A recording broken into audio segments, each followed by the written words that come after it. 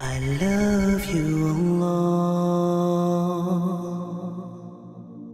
The things that void your fasting, scholars say, are 7. So memorize them, and then you don't have to worry about anything else, because now you know that these 7 nullifies your fasting, nullify your fasting, so anything else does not. First of all, eating and drinking. So eating and drinking, anything that goes into your stomach, through the mouth or through the nose, then this nullifies your fasting. Even if you swallow a stone, it nullifies your fasting. Secondly, whatever takes the role of food and drink, such as the IV, if you have glucose, for example, that you can live for 3-4 days without eating and drinking, just because of this IV is going into your veins. So this nullifies your fasting.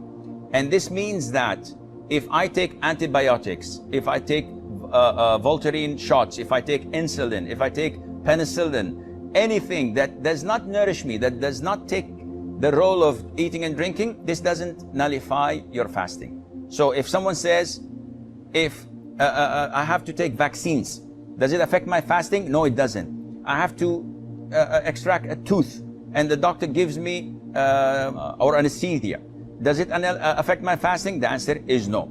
Thirdly, vomiting intentionally. I ate too much, I have something going on, I don't like it, I put my finger or smell something and I vomit intentionally, this voids my fasting. If I ate too much and I feel disturbed and all of a sudden, without me helping it, I'm throwing up, I'm vomiting, this is unintentional, it doesn't affect your fasting.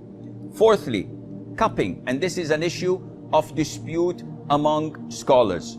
So the most authentic opinion, it's safer not to cup while fasting. Cupping is having scratches and slashes on the back of your neck or on your shoulders and then extracting the rotten blood. And it's a form of healing and medication. It is good. The Prophet encouraged it, alayhi salam. But during fasting, refrain from it because it's an issue of dispute. However, taking samples of your blood for the hospital is totally permissible. Bleeding from your gum while the dentist is working, does not affect your fasting. Try not to swallow it. What else? Donating blood, if it wears you down and it's a pint or two, in this case, make it after Maghrib. And if you don't have the possibility to make it after Maghrib, then do it and make up for that day.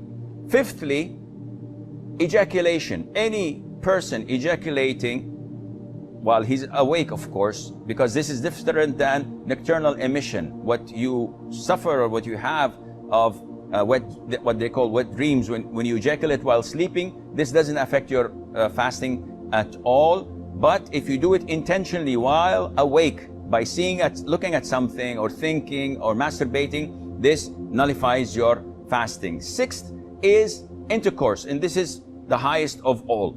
And we spoke about the expiation in the beginning. Seventh is the blood of menses or postnatal bleeding.